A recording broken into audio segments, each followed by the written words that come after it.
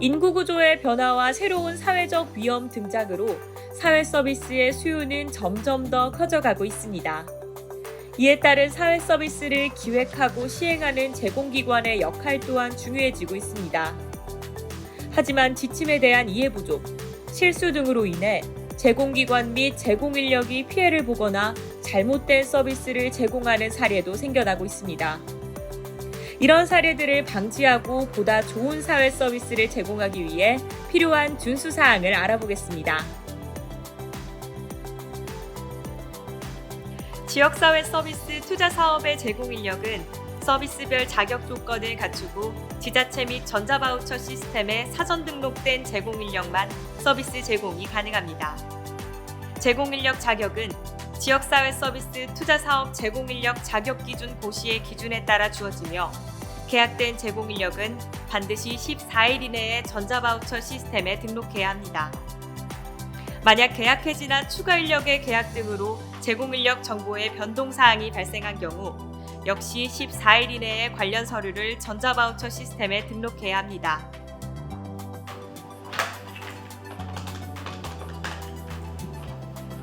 네, 사회복지과죠? 저희 기관에 선생님 한 분이 새로 오셔서 신규 등록하려고 전화드렸어요. 담당자분 자리에 계신가요?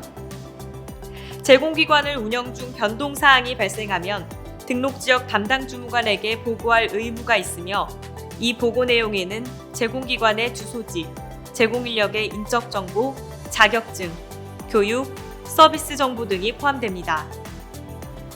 내일부터 출근하시면 되고요. 여기 근로계약서 내용 확인하시고 사인해주세요. 서비스 제공인력과의 계약 시에는 임금, 소정 근로시간, 휴일, 연차 유급휴가 등 주요 근로조건이 기재된 근로계약서를 제공인력에게 주어야 하며 근로조건과 노무관리는 관계법령을 따릅니다.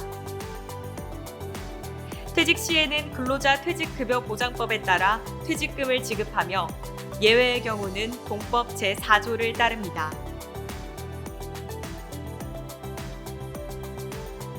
새로운 연도로 전환 시 제공기관에서는 보건복지부 지역사회서비스 투자사업 기준정보 및 경북지역 사회서비스 투자사업 기준정보에 변경된 정보를 확인하고 사업을 운영해야 합니다.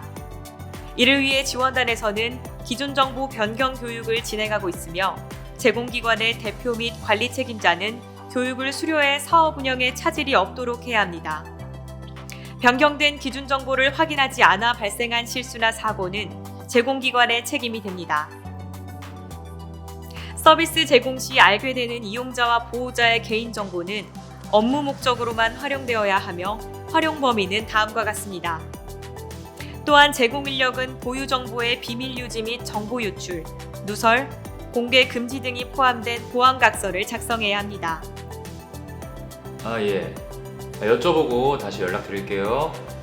예. 대표님, 센터에서 노인 맞춤형 운동 서비스 받으시는 분인데 오늘 몸이 좀 뻐근하다고 집에서 체조 서비스 할 수 있냐고 여쭤보시는데요. 안 돼요. 등록 장소랑 서비스 내용은 꼭 지켜주셔야 돼요. 사회 서비스 이용권을 통하여 사회 서비스를 제공하려는 자는 사회 서비스 이용 및 이용권 관리에 관한 법률 제16조 및 동법 시행규칙 제9조 별표 1의 등록 기준에 따라 시장, 군수, 구청장에게 등록한 장소에서만 서비스를 운영할 수 있습니다. 또한 서비스 제공기관에서는 등록된 목적에 맞는 프로그램과 성과 지표를 가지고 운영해야 하며 목적 이외의 서비스 진행은 금지됩니다. 사회 서비스 제공기관의 대표는 이용자의 보호와 안전사고 예방을 위해 노력해야 합니다. 제공기관은 서비스 제공 시 안전교육을 철저히 하며 다양한 외부 위험으로부터 안전한 이용을 위한 시설 관리와 환경 조성을 해야 합니다. 지역사회 서비스 투자 사업의 운영기관과 제공 인력은 서비스 품질 향상을 위해 노력해야 합니다. 이를 위해 보건복지부와 시, 군, 구, 지역사회 서비스 지원단, 보건복지 인력개발원, 사회보장정보원에서 보수교육을 제공하며 신규 및 기존 제공 인력은 각기 주어진 교육 시간을 이수해야 합니다. 마지막으로 부정 사례로 금지된 사항 몇 가지를 알아보겠습니다. 먼저 바우처 부정 청구 사례입니다. 2달 정도 못 나오신다고요? 네, 괜찮아요. 저희 쪽에 카드 있는데요. 그럼 결제만 먼저 해둘게요. 네. 국민행복 카드를 제공기관에서 보관하면서 수업을 진행하지 않고 결제하는 행위, 이용자가 해외 출국, 사망 등으로 인해 수업에 참여하지 않아 서비스가 제공되지 않았음에도 불구하고 결제하는 행위 등이 모두 바우처 부정 청구 사례에 해당하며 청구 금액 전액이 환수 조치됩니다. 대표님, 김인수님이 아직 본인 부담금 납부를 안 하셨는데 일단 저희 쪽에서 대납해 놓을까요? 아니요. 그러면 미징수 처리되니까 본인 부담금 미납 신고서 작성해서 신고하세요. 다음으로 이용자 본인 부담금 부정 사례입니다. 지역사회 서비스 투자 사업은 무료로 제공되는 서비스가 아니며 이용자는 반드시 해당하는 이용 금액을 서비스 해당 월 기한에 맞춰 납부해야 합니다.